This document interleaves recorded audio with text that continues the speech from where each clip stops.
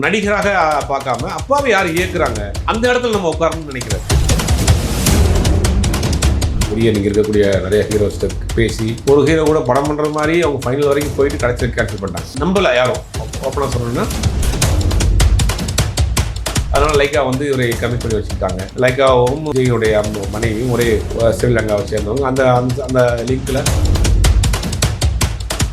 அப்பாவை வச்சு இயக்குற மாதிரியான நாட்கள்லாம் வருமா? தனியாக தான் இருக்காரு. அப்பா கூட பேச்சுவார்த்தை இல்லை. இந்த நிகழ்ச்சிக்கும் அவர் போல. இது வரைக்கும் அவருடைய அப்பா சம்மந்தப்பட்ட நிகழ்ச்சி யாரை பார்த்துருப்பீங்கன்னா யாரும் பார்த்துருக்க மாட்டாங்க. அப்பா கடைசி படம் இப்போதைக்கு சொல்லியிருக்கிறாரு. ராஜ்குமார் பொண்ணு இனியாவும் இவரும் சேர்ந்து நீ வருவாயா 2 படம்ல நடிக்கணும்னு ஆசைப்படுறேன் அப்படின்ற மாதிரி ராஜ்குமார் சொல்லிட்டு இருக்காரு. காந்தம் மீடியா நேயர்களுக்கு வணக்கம். நான் உங்கள் விஜய் யாஸ்மின். இன்னைக்கு நம்மளோட கெஸ்ட் பத்திரிகையாளர் ஜுபேர் சார் அவர்கள் தான். வணக்கம் சார். வணக்கம். எப்படி சார் இருக்கீங்க?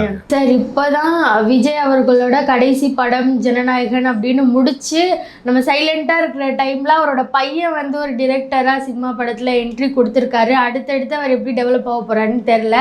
சிக்மா படத்தை பற்றி உங்களோட பார்வை என்ன சார்? நல்லா பண்ணியிருக்காரு. ஒரு ப்ரொஃபஷனலாக பண்ணியிருக்கிறாரு. அவர் ஆல்ரெடி இந்த டைரக்ஷன் கோர்ஸ் கனடாவில் படித்து அதுக்கு ஒன்று தயார் பண்ணி அவர் நடிக்கிறதுக்கு முன்னாடியே டைரக்ஷன் பண்ணுறதுக்கு முன்னாடி நடிக்கிறதுக்கான வாய்ப்புகள் நிறையா வந்து சுதா கோங்கராவே அவரை நடிக்க கூப்பிட்டாங்க. பல டேரக்டர்ஸ் அவருக்கு நடிக்கிறதுக்கு ஆஃபர் வந்துச்சு. அவரை பொறுத்த வரைக்கும் ஒரு டேரக்டர் ஆகணும்னு ஆசைப்படுறாரு. சில பேருக்கு இன்ட்ரெஸ்ட் இருக்காது, எனக்கு நடிக்க வேணாம், நான் டேரக்டராக தான் இருக்கணும், டைரக்ஷன் எனக்கு பிடிக்கணும்னு டைரக்ஷன் கற்றுக்கிறாரு. அதுக்கு முன்னாடி 2-3 ஷார்ட் ஃபிலிம்ஸ் பண்ணார். அதுதான் பேசப்பட்டு இந்த படத்துடைய கிளிம்ஸ் முதல்ல வந்துச்சு. அந்த கிளிம்ஸுமே நல்லா இருந்தது. இப்போ இந்த படம் வந்து ட்ரெய்லர் ஒன்று போட்டிருக்காங்க. பார்க்குறப்ப எல்லாம் ஒரு ப்ரொஃபஷனலாக ஒரு ஆர்டிஎம் ஒரு பெருசாக உதவியாளராக இல்லை. ஒரு இன்ஸ்டியூட் படிச்சிருக்கிறாரு. வெளிநாட்டில் போய் திரைப்பட சம்மந்தமான படிப்பு படிச்சிருக்கிறாரு. அதை வச்சு அந்த நாலேஜை வச்சு ஒரு படம் பண்ணியிருக்காரு. யார்ட்டையும் உதவியாளராக இல்லாமல் ஒரு கற்றுக்கொண்ட அந்த கல்வியை மட்டும் வச்சு ஒரு படம் பண்ணியிருக்கிறாரு. பார்க்குறதுக்கு ப்ரொஃபஷனலாகவே இருக்குது. இப்போ உள்ள ட்ரெண்டுக்கு தகுந்த மாதிரியான அந்த ஆக்ஷன் சீக்வன்ஸ்லாம் வச்சு பண்ணியிருக்கிறாரு. அது படமாக முழு படமாக அது எவ்வளோ நேரம் கொண்டு போயிருக்காரு, எப்படி ட்ராவல் பண்ணியிருக்காரு, ஸ்கிரிப்ட் எப்படி பண்ணியிருக்காரு. ஏன்னா இப்போலாம் ட்ரெய்லர் நல்லா பண்ணிடுறாங்க, கிளிம்ஸ் நல்லா பண்ணிடுறாங்க. அந்த 2 மணி நேரம் 2.5 மணி நேரம் படமாக பார்க்குறப்ப தான் அங்கே நிறையா சிக்கல் வருது. அப்படிங்கும்போது இப்போ வரைக்கும் அவர் பெர்ஃபெக்டாக பண்ணியிருக்காரு. அது படத்தை பார்த்த பிறகு தான் அவர் எப்படி பண்ணியிருக்காருன்னு தெரியும். சார், இந்த டீசர் வந்துருந்துச்சு. இந்த டீசரை பார்க்கும்போது ஒரு மாதிரி ஏதோ அஞ்சான் பட ஸ்டைலில் நிறைய ஸ்டைலுங்களும் அதுக்குள்ளேயே அடக்கி வச்ச மாதிரி இருந்துச்சு. எப்படி தான் வரும் இந்த படத்தோட கான்செப்ட்? இல்லை, நீங்கள் ஆக்ஷன் படம் பார்த்தாலே ஒரு டஜன் படத்தை நம்ம எடுக்கலாம். அதில் ஒரு புதுசாலாம் ஒன்றும் கிடையாது. ஆக்ஷன் படம் ஒருத்தர் வெட்டுறாரு, குத்துறாரு, ஓடுறாரு அப்படின்னாலே நீங்கள் வந்து கிட்டத்தட்ட ஒரு 100 படத்துக்கு மேலே இருக்கும். அப்படி தான் இருக்கும். அப்போ நிறையா படங்களோட ரிசம்பிள் வரும். கதையே மொத்தம் இந்திய சினிமாவிலே ஒரு 10 கதை தான் இருக்குது. அந்த 10 கதைக்குள்ளே தான் மாறி மாறி இதை எடுப்பாங்க. அது பிளாக் அண்ட் ஒயிட் காலத்துலேருந்து கருப்பு பேசும் படம் காலத்துலேருந்து நீங்கள் எடுத்துக்கிட்டிங்கன்னா ஒரு இந்தியன் சினிமாவுக்குன்னு ஒரு கிராஃப்ட் இருக்குது. ஒரு கதாநாயகன், ஒரு கதாநாயகி, ஒரு வில்லன், கிளைமேக்ஸில் ஃபைட் பண்ணுவார், சேருவாருங்கிற ஒரு ஃபார்மெட் இருக்குது. அது கலர் மாதிரி இருக்குது, டெக்னாலஜி மாதிரி இருக்குது. அந்த ஃபார்மெட்டு மட்டும் மாறவே இல்லை சினிமாவில், இந்தியன் சினிமாவில், நான் தமிழ் சினிமாவில். அப்போ அப்படி ஒரு படம் எடுக்கிறப்ப கண்டிப்பாக அது அந்த மாதிரியான ஏதாவது ஒரு ரெப்புடேஷன் இருக்க தான் செய்யும். ஆனால் அதில் எவ்வளவு சுவாரஸ்யமாக போர் அடிக்காமல் பரபரப்பாக கொண்டு போகிறாங்க அப்படிங்கிறது தான் விஷயம். இப்போ காக்கா வடை சுடுற கதையவே பல்வேறு ஆங்கிளில் சொல்லலாம். காக்கா பாயிண்ட் ஆஃப் வியூவில் சொல்லலாம், பாட்டி பாயிண்ட் ஆஃப் வியூவில் சொல்லலாம், ரோட்டில் போகிற ஒருத்தர் இன்னும் அதை பார்த்துட்டு இருக்கான் அப்படின்னு அந்த பாயிண்ட் ஆஃப் வியூவில் சொல்லலாம். அப்படி இவர் என்ன பாயிண்ட் ஆஃப் வியூவில் கதை சொல்லியிருக்கிறாரு அப்படிங்கிறதான் அது நம்ம பார்க்கணும். அது ஸ்கிரிப்ட் படத்தை பார்த்தா தான் நமக்கு தெரியும். சார், ஒருவேளை அவருக்கு நடிக்க ஆசை இல்லைன்னு எடுத்துக்கலாமா, இல்லை நம்ம நடிக்க போயிட்டா எங்கள் அப்பா பேரை யூஸ் பண்ணிடுவாங்களோ அப்படின்னு அவரே ஒரு டிரெக்ஷன் பண்ணி அதன் மூலியமாக நம்ம நடிக்க போகலான்ற ஒரு ஆசை இருக்குமா? இல்லை, டைரக்ஷன் ஆக்ஷன் ரெண்டுக்கும் வித்தியாசம் இருக்குது. டைரக்டருங்கிறது ஒரு கமாண்டிங் பவர். அது வந்து ஒரு 100 பேரை வச்சு வேலை வாங்கி நம்ம சொல்கிறத ஒருத்தர் செய்யணும். அப்படிங்கும்போது ஒரு பெரிய ஒரு கேப்டன் ஆஃப் த ஷிப்புன்பாங்களா, அந்த மாதிரியான முக்கியமான ஒரு பதவி. அது எல்லாருக்குமே அந்த ஒரு ஆசை இருக்கும். பல பேர் நம்ம சொல்லிக் கொடுத்து ஒருத்தர் நடிக்கிறாரு. ஒரு நடிகராக இருந்தாருன்னா இப்போ ஒருத்தர் நடிக்க சொல்லிக் கொடுப்பாரு, ஒரு டைலாக் சொல்லிக் கொடுப்பாரு, வந்து நடிச்சுட்டு போயிடணும். அவருடைய பெரிய கான்ட்ரிபியூஷன் இருக்காது. டைரக்டருங்கிறது அப்படி கிடையாது. ஒட்டுமொத்த யூனிட்டுக்கும் அவர் தான். அவர் சைலண்டாகனா அவ்வளோ பேர் 60 பேர் அமைதியாக இருப்பாங்க. அவர் ஆக்ஷன்னா அவர் நடிக்கணும், அவர் சொல்கிற ஃபீலிங்கை அப்படியே கொண்டு வரலாம். அப்போ எல்லாருக்குமே டைரக்ஷனுங்கிறதுக்கு ஒரு பெருசாக ஆசைப்படுவாங்க. அதுக்குள்ளே போனப்போ தான் தெரியும் அவருடைய கஷ்டங்கள் என்னென்னு. அப்போ இவரை பொறுத்த வரைக்கும் அப்பாவை ஆக்டராக பார்த்துட்டாரு. ஆனால் அப்பாவை எத்தனை பேர் டைரக்ட் பண்ணியிருப்பாங்க. அந்த இடத்துக்கு நம்ம வரணும்னு ஆசைப்படுறாரு. எங்கள் அப்பா அவர் ஆக்ஷன் சொன்னால் அடிக்கிறாரு, கட் சொன்னால் நிப்பாட்டுறாரு, குதிக்க சொன்னால் குதிக்கிறாரு, டான்ஸ் ஆட சொன்னால் டான்ஸ் ஆடுறாரு. அந்த கமாண்டிங் பண்ணுற இடத்துல நம்ம இருக்கணும்னு நினைக்கிறாரு. அப்போ சின்ன வயசுலேருந்து சினிமாவை அவர் அந்த பாயிண்ட் ஆஃப் வியூவில் பார்த்துருக்காரு. ஒரு நடிகராக பார்க்காம அப்பாவை யார் இயக்குறாங்க அந்த இடத்துல நம்ம உட்காரணும்னு நினைக்கிறாரு. அப்போ அவருடைய பாயிண்ட் ஆஃப் வியூவில் சரிதான். அப்போ முதல் படமாக டைரக்ட் பண்ணிட்டாரு. இதே டைரக்ஷன்லேயே போவாரா இல்லை வேறு ஏதாவது படங்கள் நடிப்பாரா அப்படிங்கிறது அவர் தான் முடிவு பண்ணோம். ஆனால் அவருக்கான ஆஃபர் நிறையா வந்துக்கிட்டே இருக்குது. அப்பா ஒரு பக்கம் கடைசி படம்னு சொல்லிட்டாரு. ஒருவேளை இவரே அப்பாவை வச்சு இயக்குற மாதிரியான நாட்கள்லாம் வருமா? அப்பா கடைசி படம்னு இப்போதைக்கு சொல்லியிருக்கிறாரு. ஆனால் தேர்தல் முடிவுக்கு பிறகு தான் இங்கே இருக்கலாமா இல்லை துபாய்க்கே போயிடலாமாங்கிறத அவர் முடிவு பண்ணுவார். ஆனால் 2 பேரும் கூட சேர்ந்து பண்ண முடியும். 2 பேருக்குள்ளே பெருசாக ஒரு அண்டர்ஸ்டாண்டிங் இல்லை. எந்த நிகழ்ச்சிக்குமே போகிறதில்ல, தனியாக தான் இருக்கிறார். சேசனை பொறுத்த வரைக்கும் தனியாக தான் இருக்கார். அப்பா கூட பேச்சுவார்த்தை இல்லை. அந்த நிகழ்ச்சிக்கும் அவர் போகல, எந்த நிகழ்ச்சிக்குமே வரதில்லை. இது வரைக்கும் அவருடைய அப்பா சம்மந்தப்பட்ட நிகழ்ச்சியில் யாராவது பார்த்துருப்பீங்கன்னா யாருமே பார்த்துருக்க மாட்டாங்க. அப்போ அவங்களுக்குள்ள பெருசாக அண்டர்ஸ்டாண்டிங் இல்லை. நாளைக்கு அப்பா பையன் சண்டை சமாதானமாகி ஃபியூச்சரில் படம் பண்ணுறாரா என்னங்கிறதெல்லாம் தெரியலை. முன்னே இவர் படம் பண்ணலன்னு சொல்கிறாரு, இவங்களுக்குள்ளேயும் பேச்சுவார்த்தை இல்லை. இதெல்லாம் நடந்து முடிஞ்சு நாளைக்கு சுமூகமாகி படம் பண்ணுவாங்களாங்கிறது அது வரக்கூடிய காலம் தான் முடிவு பண்ணும். சார், நம்ம இப்போ பார்க்குற வரைக்கும் அப்பாவுக்கும் மகனுக்கும் ஒரு கனெக்ஷன் இல்லைன்னு கேள்விப்படுறோம். ஆனால் சில சோஷியல் மீடியாலலாம் எப்படி ஸ்ப்ரெட் ஆகுதுன்னா, அரசியல் குடும்பம்னாலே அப்படியே அரசியல் ரீதியாக வம்சமாக போயிட்டு ஃபஸ்ட்டு அப்பா விட்டு கொடுத்தா எடுத்து பையன் நடிப்புலேருந்து விலகி திரும்பி அரசியலுக்கு போகிற மாதிரி அந்த மாதிரியெல்லாம் இருக்கு இல்லையா? அதே போல் இவரும் விஜய் ஃபஸ்ட்டு போயிட்டு அதுக்கப்புறம் அவர் மகனையும் அரசியலுக்குள்ளே இழுக்க போகிறாரு அப்படின்ற மாதிரி. முதல்ல அவரே அரசியலை நிற்கணும். அரசியலுக்கு வந்திருக்கிறாரு. அவர் அரசியலை தமிழ்நாட்டு மக்கள் ஏற்றுக்கறணும். அவர் அரசியலில் கரையேறணும். அதற்கு பிறகு தான் அவங்க பையனை கொண்டு வர முடியும். முதல்ல நிற்கிறாராங்கிறது பார்ப்போம். அரசியலுங்கிறது பெரிய விஷயம். அது மிகப்பெரிய போராட்டம், மிகப்பெரிய ஸ்ட்ரெஸ்ஸு. ஒவ்வொரு நாளும் ஒவ்வொரு பிரச்சனையை கேட்டுக்கிட்டே இருக்கணும், மக்கள் பிரச்சனையை பார்த்துக்கிட்டே இருக்கணும், ஓடிக்கிட்டே இருக்கணும். அப்படிங்கும்போது அதெல்லாம் தாக்கு பிடிச்சி அவர் நின்று அவர் சொல்கிற அரசியலை தமிழ்நாட்டு மக்கள் ஏற்றுக்கிட்டு அவருக்கு ஓட்டு போட்டு அவருக்கான ஒரு இடத்த பிடிச்சதுக்கு பிறகு அப்புறம் அந்த இடத்துல பையனை கொண்டு வரலாங்கிறதுல அதாவது பெரிய ஒரு ட்ராவல். அது என்ன மாதிரியான முடிவை தேர்தலுக்கு பிறகு எடுக்க போகிறாருங்கிறது வெயிட் பண்ணி தான் பார்க்கணும். சரி, இன்னொரு பக்கம் பார்த்தீங்கன்னா நம்ம சிக்மா அப்படின்றதுனால விஜயோட பையனே சிம்பிளாக அது போயிட்டு இருந்துச்சு, பெருசாக நம்ம எதிர்பார்க்கவும் இல்லை. அந்த வீடியோ ரிலீஸ் ஆனதுக்கப்புறம் கிட்டத்தட்ட 2 சேர்ந்து 3 மில்லியன் வியூஸ் 4 மில்லியன் வியூஸ் போயிடுச்சு. இப்படி இருக்கும்போது இப்போ இருக்கிற ஹீரோக்கள் கிட்ட இவருடைய படம் போட்டி போட வாய்ப்பு இருக்கா ஒரு கட்டத்துக்கு மேலே?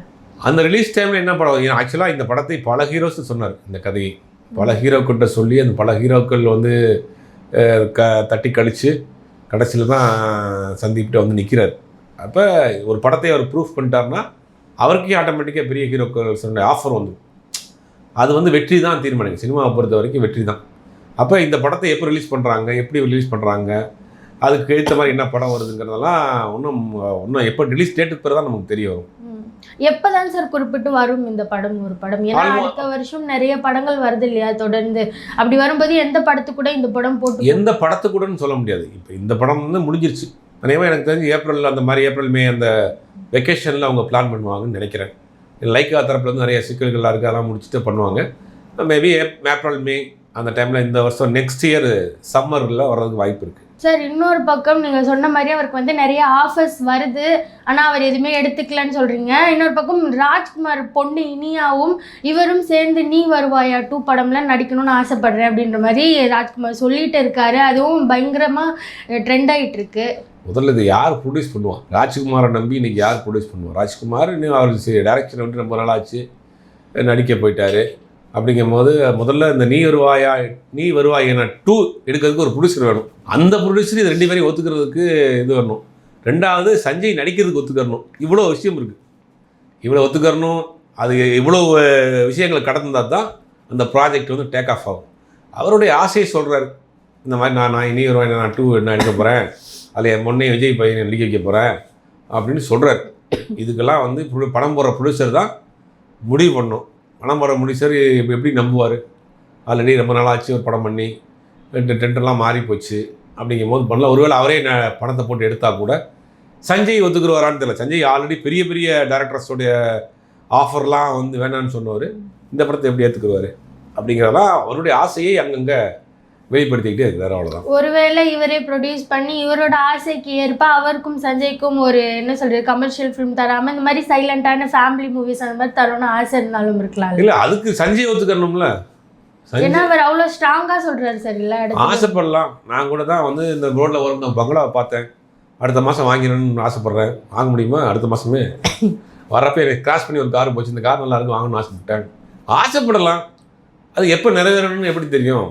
அப்போ ராஜகுமாரனுக்கு ஒரு ஆசை இருக்குது, இந்த மாதிரி நான் ஃப்யூச்சரில் பண்ணால் நல்லாயிருக்கும் அப்படின்னு அவருடைய ஆசையே முயற்சி பண்ணால் நடக்குமா நடக்காதாங்கிறது தெரியாது. இப்போ சஞ்சய் நடிக்க வாய்ப்பு இருக்கா இல்லையா? இந்த படத்தினுடைய ரிசல்ட்டு தான் முடியும்.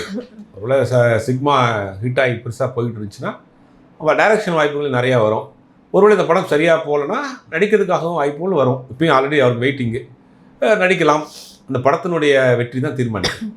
இது வரைக்கும் விஜயோட அரசியலில் ஃபேமிலி சைட்லேருந்து நம்ம பெருசாக சப்போர்ட்டை பார்க்கல. ஏன்னா இப்போ சஞ்சயும் படம் எடுத்திருந்தாரு, அதனால் வரலன்னு சொல்லிட்டு இருந்தோம். படமும் எடுத்து முடிச்சிட்டாரு. படத்துக்கு அப்புறமா, படம் வந்ததுக்கு அப்புறமா அப்பாவுக்கு சப்போர்ட் இருக்குமா சஞ்சயோட? இப்போதைக்கு அவங்களுக்குள்ள நல்ல ஒரு அண்டர்ஸ்டாண்டிங் இல்லை, தனித்தனியாக தான் இருக்கிறாங்க. அதனால் அவர் தனியாக செயல்படணும்னு நினைக்கிறார். அப்பாவுடைய ஷேடோ இருக்கக்கூடாது, அப்பாவுடைய அந்த நேம் இருக்கக்கூடாது.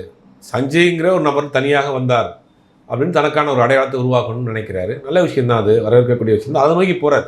அதனால் அவங்க அப்பா கூட அவருக்குள்ள சரியான இது இல்லை. இப்போ அது ஃப்யூச்சரில் அப்பா பையன் பிரச்சனைங்கிறதெல்லாம் சாதாரண விஷயந்தான்.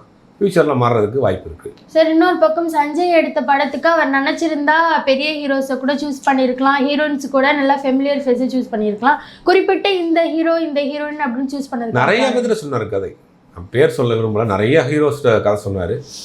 எல்லாருமே ரிஜெக்ட் பண்ணாங்க, யாரும் ஒத்துக்கல. பெரிய நீங்கள் இருக்கக்கூடிய நிறைய ஹீரோஸ்ட்டை பேசி ஒரு ஹீரோ கூட படம் பண்ணுறது மாதிரி அவங்க ஃபைனல் வரைக்கும் போயிட்டு கடைசியில் கேன்சல் பண்ணிட்டாங்க. அதனால் வந்து நம்பலை யாரும். ஓப்பனாக சொல்லணுன்னா புது பையனாக இருக்கார், சின்ன பையனாக இருக்கிறாரு, ப்ராப்பராக யார்ட்டையும் ஒர்க் பண்ணல, ஒரு 2-3 ஷார்ட் ஃபிலிம் பண்ணியிருக்காரு, இதை வச்சு எப்படி பண்ணுவாருங்கிற ஒரு நம்பிக்கை அவர் மீது வரல.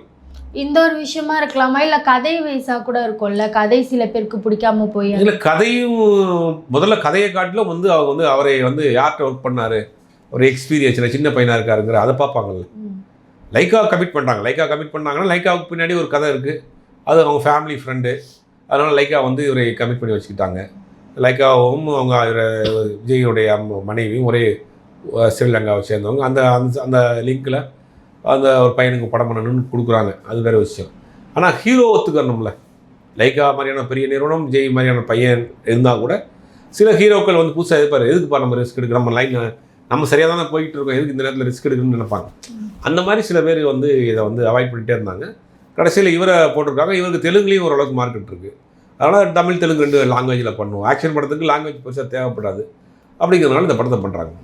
சினிமா சம்மந்தப்பட்ட நிறைய விஷயங்களை பகிர்ந்ததுக்கு நன்றி.